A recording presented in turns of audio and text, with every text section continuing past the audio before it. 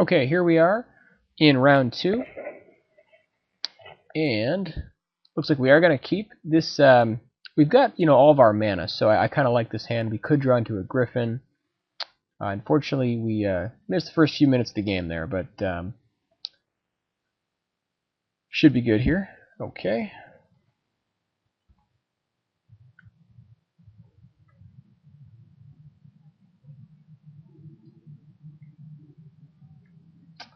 So this is nice if we can like pick up like a turn 3 Griffin Sentinel. This could turn out to be a pretty powerful hand. Looks like he's got the Sentinel.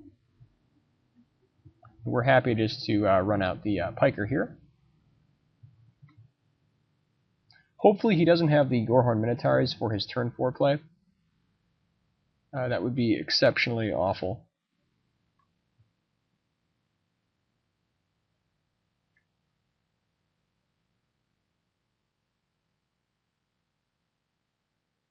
And he does have the Gorehorn Minotaurs, unfortunately, there. We do have the Thran Golem backup plan, though, with Warpaint, so basically what we can do here is we can attempt to race by dropping the Griffin, bashing in for 4, and then just... Let's see here, what is a good play? We could alternatively just drop the Griffin and then double block the Minotaurs. The problem with that is that if he has the removal for our Piker, he just gets us. So we might have to just race. I think we're winning the race here. I feel a little bit better if we can get like the Thran Golem online with Warpaint, or if we can get like Arbalest active. So this is an interesting call. I think we have to race because if he has the removal, we just get blown out.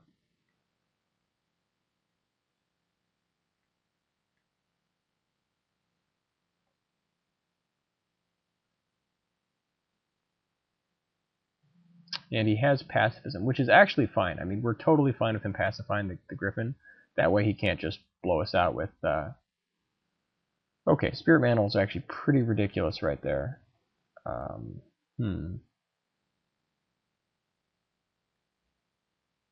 Alright, so at this point we have to double block just because we're on a pretty decent clock now. What are we drawing to here? So with... we basically need an Oblivion Ring. What other options do we have? We can try to race with our own Spirit Mantle. I think that's probably... Although, I mean, he can just block us with his guy. So, okay, so I think the plan here is to double block, hope to draw Oblivion Ring, get our Thran Golem online so we can start trampling over, and then just try to, buy enough time to keep us in this game.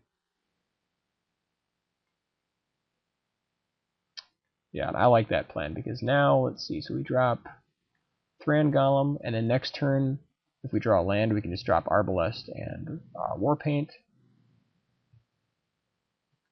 Or we can just go like Manolith into Warpaint. So at least we're racing here, and I like that. If he has the removal for our Thran Golem, it's pretty awkward, but we're in a position where we sort of need to make a play. And he has 2 Gorehorn Minotaurs. Oh my god. Okay, so... Alright, so we drop Warpaint onto Thran Golem. We then need to use that to just block the Minotaurs until we can get Arbalest online. Okay.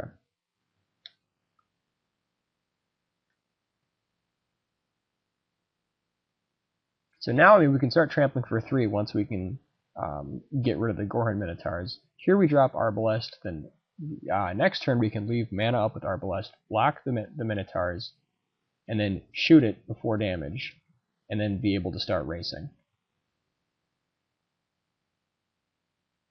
So, I mean, it's not ideal, but, it's a plan.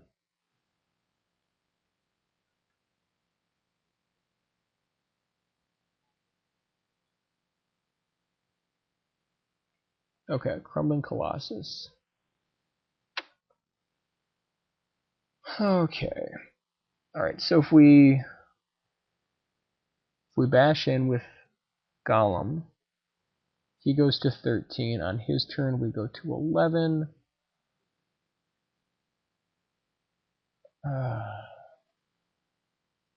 I think, unfortunately, because he's got Golem, or the Colossus, I don't know if we can actually just attack. Alright, so what are our outs? Problem is, like, if he attacks in with Golem, or the Colossus, I don't know that we can suck up enough damage to win the race. So let's think about this for a moment. We play Sentinel. He attacks with Gorehorn, Colossus, and his Sentinel. Then he's able to push through at least 5 damage that way. More likely 7. What can we draw to get ourselves out of this situation? We need an Oblivion Ring. Spirit Mantle would work.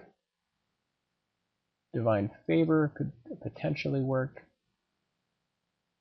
Just a creature to get in the way. Lawkeeper could work. If we don't draw one of those cards, though, the problem is that he's just going to be chipping us away with the Sentinel. So if we bash with this guy, he goes to 13. On his turn, he attacks with everybody. We go to 11 for sure. We have to then Sentinel in front of this guy. Or no, we Sentinel in front of... Yeah, we chump this guy with Sentinel to stop 3 points of damage. Arbalest trades with Gorehorn Minotaurs. We take an extra 4. We take 6, so we go to 7. And he goes to 13. Yeah. And then the next turn he pushes us to 5. And we get him to 10. And then 3, and then he goes to 7. No, I don't think we win that.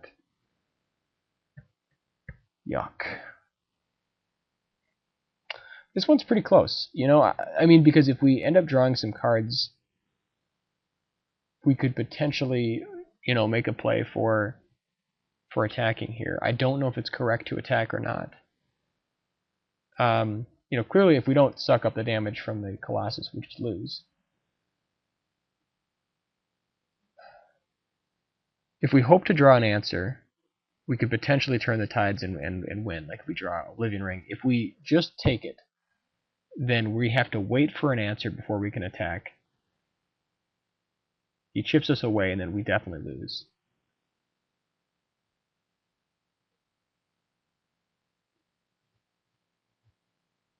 Yeah, I don't think we can actually wait around here. I think we have to chance it. Like, the problem is that, you know, he's gonna grind us out if we don't make the play.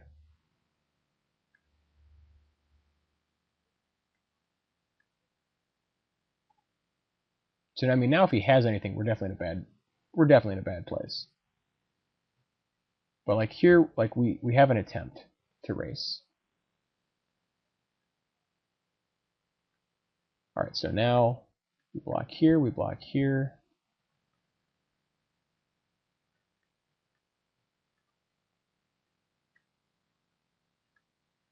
Like, we just don't have the luxury of time is the problem.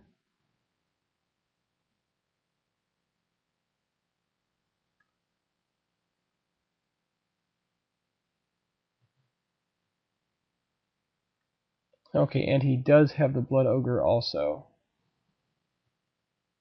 Okay, Lawkeeper is definitely helpful here. I'm not sure it's going to be enough. Alright, so we drop Lawkeeper. What can we draw into that matters? Alright, so if we bash for 7, or he goes to 10, next turn we go to 5. Can't tap his guy. Yeah, I think we have to sit this turn, unfortunately. Well, let's see. So if we attack, he goes to 10. He swings, we chump, we go to 5. We swing back, he goes to 7. We play a creature, hopefully. We go to 3. Then he goes to 4. Then we go to 1. Yeah, no, we need to sit. We need to actually draw an answer here.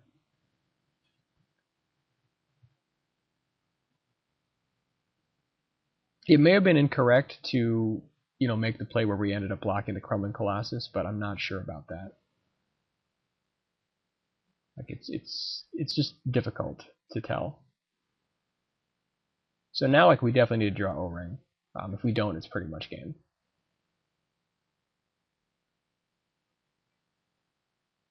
Like, we can't even afford to attack now. Yeah, we pretty much have 2 turns to draw O-Ring or lose.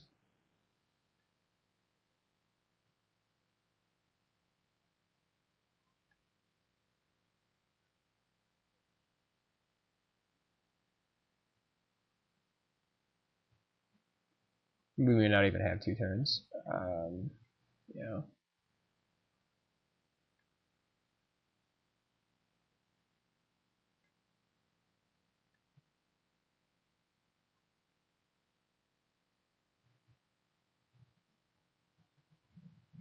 And he's got the Lava Axe, okay. So Spirit Mantle would have not really helped us there, unfortunately. We're just a little bit shy.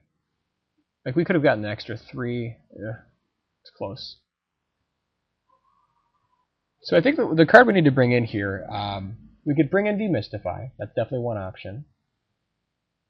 Otherwise, we could bring in, I think Combust is definitely going to be a card we're bringing in for sure.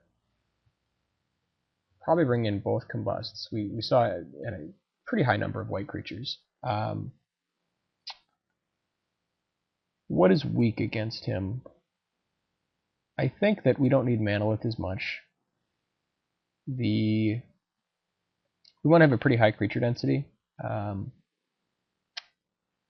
What cards do we not really need here?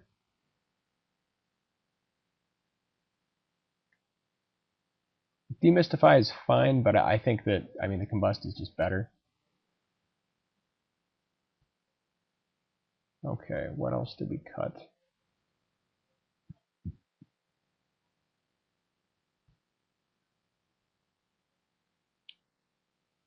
Like, we don't have that much Bloodthirst. We could just cut Fireslinger. Although, Fireslinger is always a nice card to have. Like, he still trades with his 2/1. We didn't see too many 2/2s. We could probably cut, like, Piker here, maybe? Because we like all of our other creatures. We want to... I think I'm okay with cutting Piker. I think that Piker is maybe... Piker is fine. I'm just not sure if it's good enough. We want to make sure we have an early game, but at the same time, I think the other cards are just better for what we want to do. We could potentially put in Crown of Empires also. I think, though, that with the double Combust...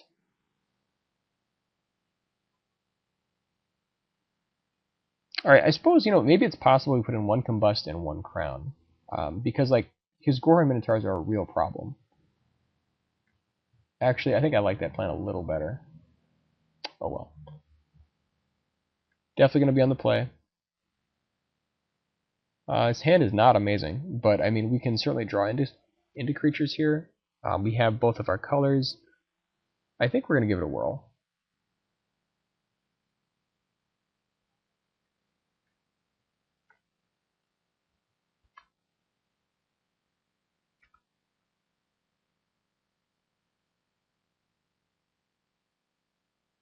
So yeah, definitely trading with his 2/1 there.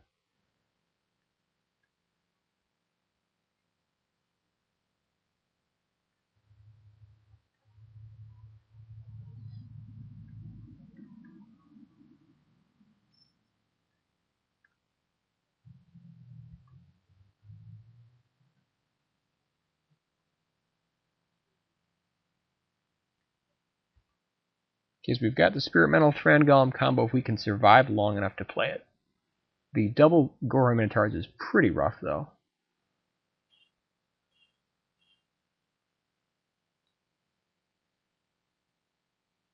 Like, next turn we want to draw, like, Oblivion Ring, just in case he gets his, like, Blood Ogre out online. We basically just want to buy time to get off our combo. Okay, and he did not have anything there, so like just because he can already push points through, there's really no point in even trying to block that, so we're just gonna bash through.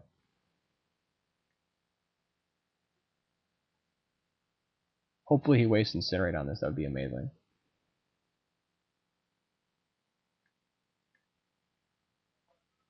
So the pause there pretty much tells me he's got Incinerate, which is unfortunate, because now he can play Gorham Minotaurus, have Incinerate up for Thran Golem. Okay, so I think here the play is to bash in, play Ogre, just so we can bait the Incinerate. Then next turn we drop Thran Golem, haste it, and the turn after that we drop Spirit Mantle. Like, we could haste the Blood Ogre here also, but I'd rather have it as a 3/3, so it like looks more threatening. I suppose we could haste it this turn. I'd rather get the Bloodthirst off it. Like, hopefully one of these two creatures can bait his Incinerate.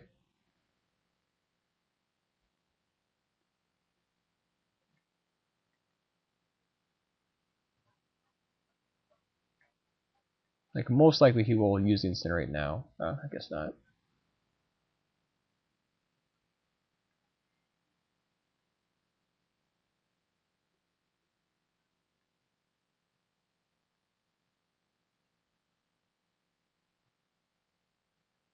Okay, so there's the Gorhorn Minotaurs. He might have Pacifism, which would be unfortunate. But luckily we have Sun Titan. Okay. That's a beating. Alright, so I think the play here, like we could drop Sun Titan.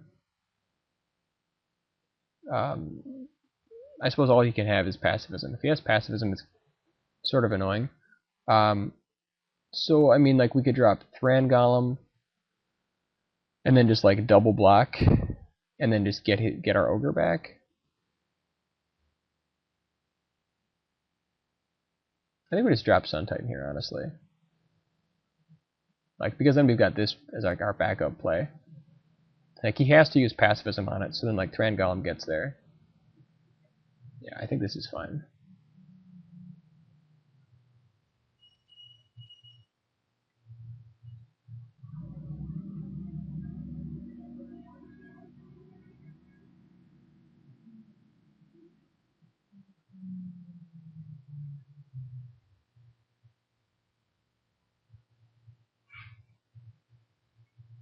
Alright, so he's got Dragon, sure.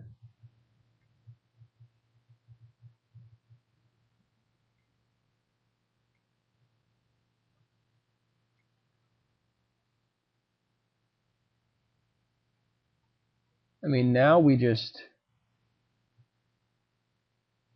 I think we just drop... Like, we could Spirit Mantle the Titan, play Oromancer, give it haste, bash in with everybody, because it doesn't matter. I mean, any of our creatures die, like, we just get them back anyways. Or we could Spirit Mantle... Yeah, I think we Spirit Mantle the Sun Titan, because it's just them racing and we're winning the race. Like, Thran Golem we could play also and give haste, but...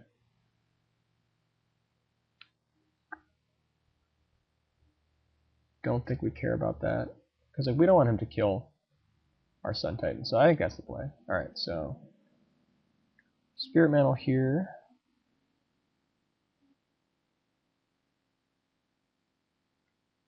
That's a pretty good game, and then Oromancer.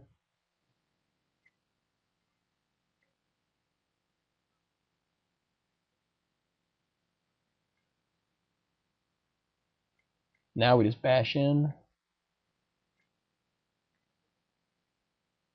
Like, it doesn't matter what he blocks.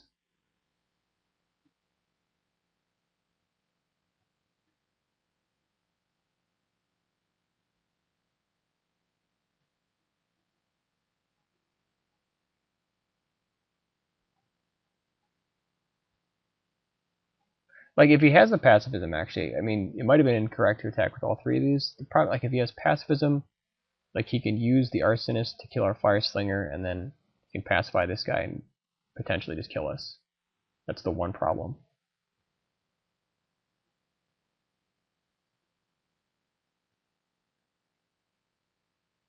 Luckily, he did not.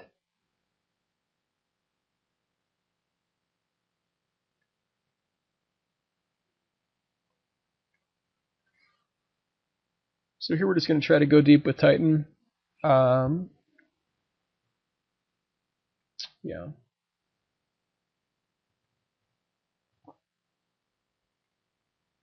Hopefully he doesn't have like the double shock lava axe play. It'd be pretty awkward. Okay. Just out of incinerate range. Fling. Ugh, that is enough to get there, unfortunately. Well, sometimes you just lose, unfortunately.